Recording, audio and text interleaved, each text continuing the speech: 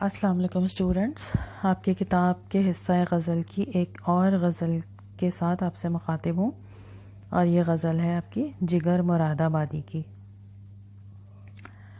ان کا مختصر تعارف میں آپ کو کرا دیتی ہوں۔ ان کا پورا نام علی سکندر اور تخلص ان کا جگر ہے۔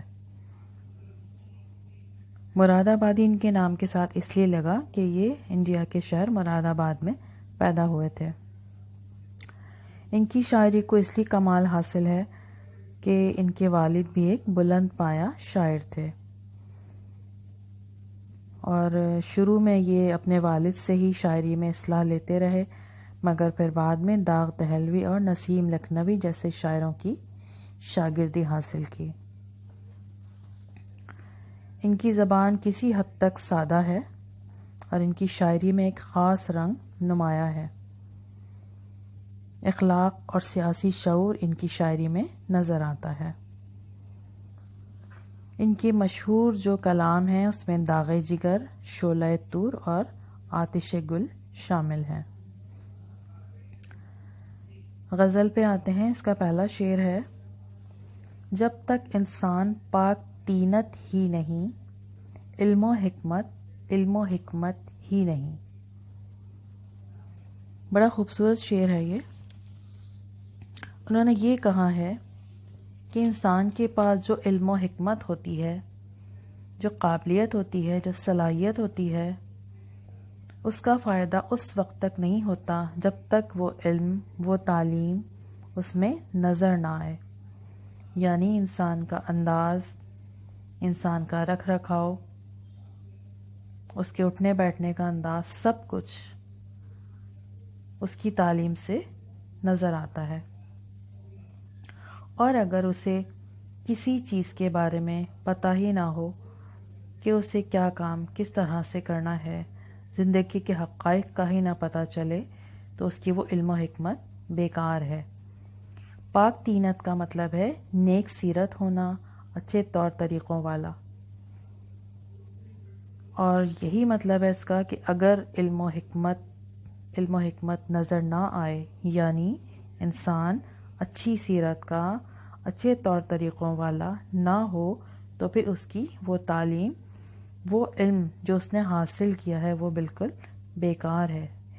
انسان اس تعلیم اور اس علم کے بغیر ادھورا رہتا ہے جو اس کا عکس بن کر اس میں ظاہر نہ ہو، اور اس کے سیرت و کردار کی خرابی سے کسی کو اس سے کوئی فائدہ حاصل نہ ہو۔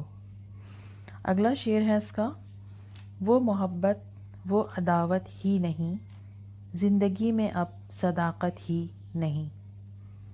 اس شعر میں جگر مراد آبادی نے بڑے ہی سادہ انداز میں زندگی کی حقیقتوں کو بیان کیا ہے کہ اب نہ تو پہلے جیسی محبت رہی ہے اور نہ پہلے جیسی دشمنی۔ یعنی ہر کام میں خود غرضی اور اپنا مفاد نظر آتا ہے۔ اگر محبت ہے تو اس میں بھی سچائی نہیں ہے، اور اگر دشمنی ہے تو اس میں بھی سچائی نہیں ہے۔ یعنی کہ جو لوگ محبت کرتے ہیں تو بھی اپنے کسی نہ کسی فائدے کے تحت ان میں ان کی کوئی نہ کوئی غرض شامل ہوتی ہے، اور اگر دشمنی کرتے ہیں تو بھی کسی نہ کسی ایسی بات کے لیے کہ جس میں ان کی مخالفت، ان کی موقع پرستی نظر آ جاتی ہے۔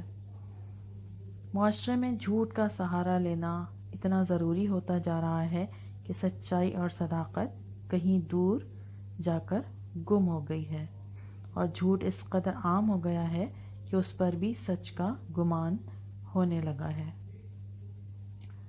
اگلا شعر ہے اس کا: سینہ آہن بھی تھا جس سے گداز، اب دلوں میں وہ حرارت ہی نہیں۔ اس شعر میں جگر مراد آبادی دلوں کے سخت ہو جانے کا ذکر کر رہے ہیں، دلوں کے پتھر ہو جانے کا ذکر کر رہے ہیں کہ آج کل لوگوں کے دل بہت زیادہ سخت ہو گئے ہیں، بالکل پتھر کی طرح، اس میں نرمی نظر ہی نہیں آتی، دل نرم نہیں پڑتے کسی طرح بھی۔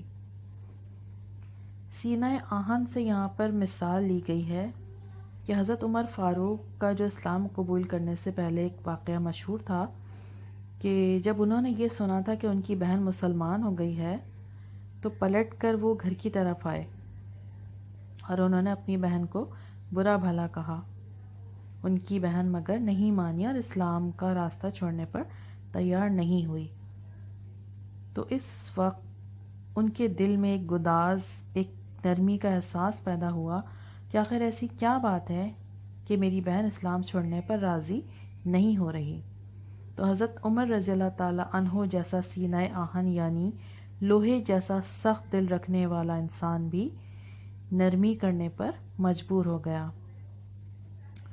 اور کیوں ہوا کہ اس نے اپنی بہن کی زبانی جب قرآن کی چند آیتیں سنی تو ان کا دل موم کی طرح پگھل گیا اور اس وقت انہوں نے حضور اکرم صلی اللہ علیہ وآلہ وسلم کے پاس پہنچ کر خود بھی اسلام قبول کر لیا تھا. اس کا مطلب یہی ہے کہ دلوں میں اتنی گرمی، اتنی حرارت ہوا کرتی تھی کہ جو کسی ایسی بات کو سمجھ کر کہ جو واقعی اثر انگیز ہو موم کی طرح پگھلا دیا کرتی تھی. مگر آج کل کے دور میں، آج کل کے زمانے میں نہ تو وہ نرمی رہ گئی ہے اور نہ دلوں میں وہ حرارت یا وہ گداز رہ گیا ہے جو کسی سخت پتھر جیسے دل کو موم کی طرح پگھلا سکے، موم کی طرح نرم کر سکے. اگلا شعر ہے اس کا: آدمی کے پاس سب کچھ ہے مگر ایک تنہا آدمیت ہی نہیں. اس شعر میں جگر مراد آبادی کہہ رہے ہیں کہ آج کل انسانوں کے پاس کسی چیز کی کمی نظر نہیں آتی. تعلیم یافتہ بھی ہیں، طور طریقے بھی ہیں ان کے پاس، مگر کمی ہے تو کس چیز کی؟ انسانیت کی، عقل و شعور کی. آدمیت کہتے ہیں انسانیت کو، عقل و شعور کو، سمجھداری کو. انسان اچھی سے اچھی چیزوں کو حاصل کرنے کی دوڑ میں انسانیت کو پیچھے چھوڑ دیتا ہے. اسے صرف اور صرف قیمتی چیزیں، عیش و عشرت اور جو زندگی کی طرف کھینچنے والی چیزیں ہیں انہیں حاصل کرنے کی فکر ہوتی ہے. نہ کسی کے دکھ درد کا خیال ہے اور نہ ہی کسی اچھے برے کی پرواہ. نہ کوئی ترقی اور خوشحالی کے کام کرتا ہوا نظر آتے ہیں لوگ، اور نہ ہی کسی کی مدد کرتے ہوئے. انسان کے دماغ سے، انسان کے ذہن سے جو ایک انسانیت ہے، لوگوں کے لیے ایک احساس ہے، بس وہی ختم ہو گیا ہے اور انسان کے پاس سب کچھ ہے. آخری شعر ہے اس کا: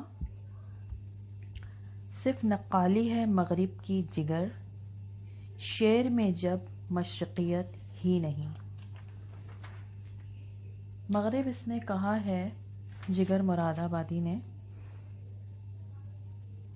اہل مغرب یعنی غیر مسلموں کی نقالی، غیر مسلموں کی تقلید، کسی کو کاپی کرنے کو نقالی یا نقل کرنا کہتے ہیں، تقلید کرنا کہتے ہیں. تو وہ یہی کہہ رہے ہیں کہ آج کل تمام لوگ صرف اور صرف مغرب میں رہنے والوں کی نقالی کرنے میں مصروف ہیں، مغربی تہذیب اور ثقافت کو اپنا رہے ہیں، اور جو ہماری ثقافت ہے یعنی مشرقیت ہے، ہمارا جو کلچر ہے اس کو بھولتے جا رہے ہیں. اپنی مشرقی تہذیب کو چھوڑ کر مغربی تہذیب کو اپنانے کی کوشش میں پوری طرح مصروف عمل ہیں. وہ بھول گئے ہیں کہ مشرقی تہذیب کا گہوارہ جو ہے وہ اسلام ہے. ہمیں اسلام کے دائرے میں رہتے ہوئے ہر کام کرنے چاہیے، مگر ہم اپنے مذہب کو، اپنے اسلام کو چھوڑ کر صرف اور صرف دوسروں کی ثقافت کو اپنا کر بہت زیادہ خوش ہیں. سارے کام ایک طرف، اگر شعر و شاعری بھی لے لیں تو اس میں بھی اب مشرقیت نہیں نظر آتی، اس میں بھی ایک مصنوعی پن ہے، اس میں بھی ایک مغربی ثقافت نظر آنے لگی ہے. امید ہے اسٹوڈنٹس کہ یہ غزل آپ کو سمجھ آ گئی ہوگی. پھر بھی اگر آپ کو کچھ پوچھنا ہو تو آپ کامنٹ کر کے پوچھ سکتے ہیں. شکریہ.